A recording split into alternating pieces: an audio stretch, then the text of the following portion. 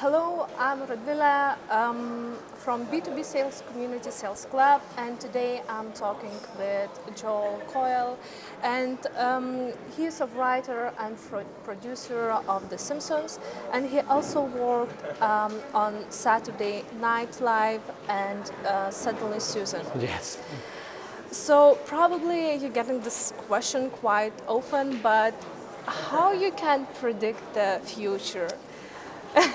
Well, the simple answer is magic. We're all magical. We're wizards. I always feel bad about this answer because the true answer is, instead of predicting the future, we're really just, we make fun of something that just happened, and then the world always repeats itself. So like, for example, with COVID, there's people, look, The Simpsons predicted it, but what we were 25 years ago, there was a different virus in Asia, in Japan, and we were talking about that virus, and now people show the clip again, like The Simpsons predicted COVID, but really we just are like reporting the news of what happened. So I apologize to people that are disappointed with the answer, but that's the truth. So I know, look what happened. Do you want to take a break? We can come back in 5 minutes when you've recomposed yourself? No, it's okay, good. You're okay, Okay, good. We all need a little disappointment, right? Yeah. But how you created this show, this successful show? I think it's the most successful TV show in the whole history. Yes. So how to have the success? Well, I think when it started, I think a lot of it is when it started. It was completely different. Nobody had seen anything like that. First of all, there had never been a cartoon on for adults. Never before. I mean, not for a long time. So it was changing that way. The other thing is the way the family talked to each other was very different. Not like families on television were talking to each other. If you remember the Cosby Show with Bill Cosby. So this was sort of the opposite of that. And people really liked that. They responded to that. That was funny, that they weren't just like a very polished TV family. They had their problems, they fought, etc. So I think in that sense it was very different. This was way before I worked there, but it was very well written. And the characters are really beautiful to look at, so you connect to them. They have big eyes, so you kind of have a lot of emotion towards them. And then it had 10 or 15 years of success, and then other animated shows started coming. But it's become such a part of people's lives that now we're able to go 35 years, maybe 45, maybe 55 years. It's just part of America now. But it really started at the beginning, I think, with this great family, great designs, and just looking a fresh way, a real way of looking at how families are. Yeah. But actually have the same product, the same TV show. Mm-hmm. And how to be on top having this same product for 33 years? It's amazing. I was going to ask you the question. I hope you would know, but you don't know. You don't have any answers. It's just really, they put a lot of time into it. If we have an idea, we spend a lot of time just really thinking about what's the best way to do this idea, and we work a lot. There's a lot of writers, there's a lot of producers, a lot of animators, the actors work a lot, and it's just a lot of work. Everybody has a high standard. Somehow I stuck in below the high standard, but they have a high standard. Okay. And can you share business lesson from this TV show?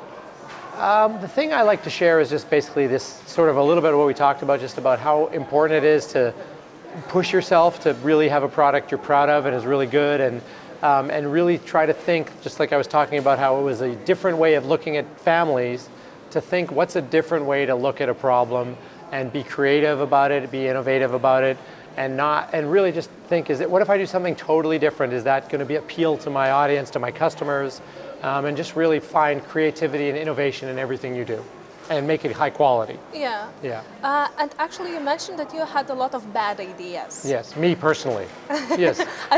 Right now, you're thinking this interview was a bad idea, right? No. Sure. But why is bad? Why is good to have a bad ideas? Well, like I talk about it, and I try to tell people, there's no bad ideas. Any idea has something in it that has value to somebody else, and they hear it, and they can, all of a sudden they have an idea, and then another idea, and you get it like a snowball, a bigger and bigger, and you get to a great idea. So you just need to feed that machine with ideas, bad, good, whatever.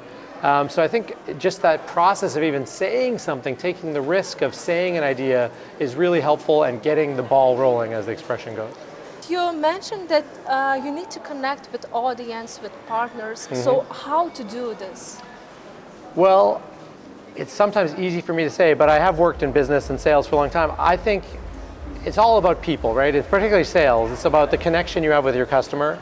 And I think ultimately it's about connecting with their emotions.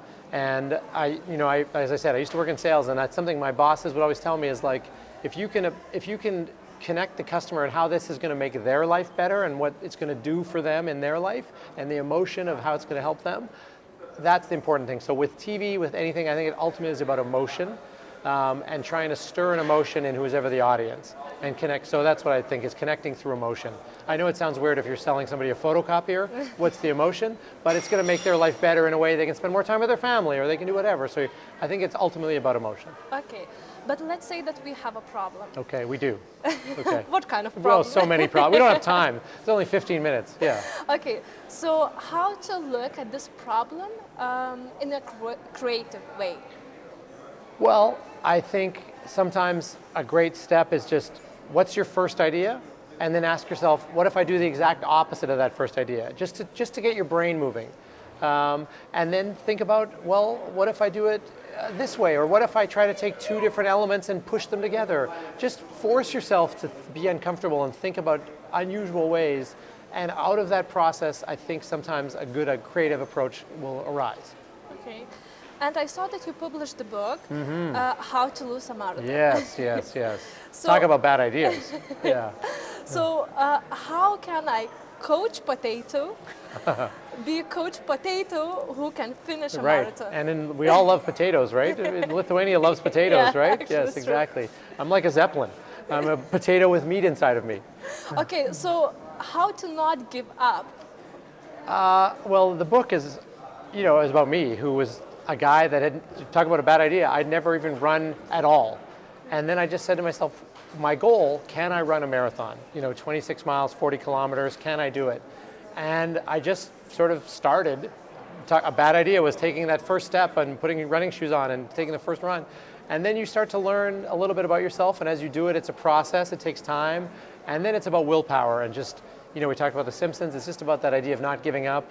And you don't have to be fast, but you just have to commit. And you get there. You end up running a marathon. Okay.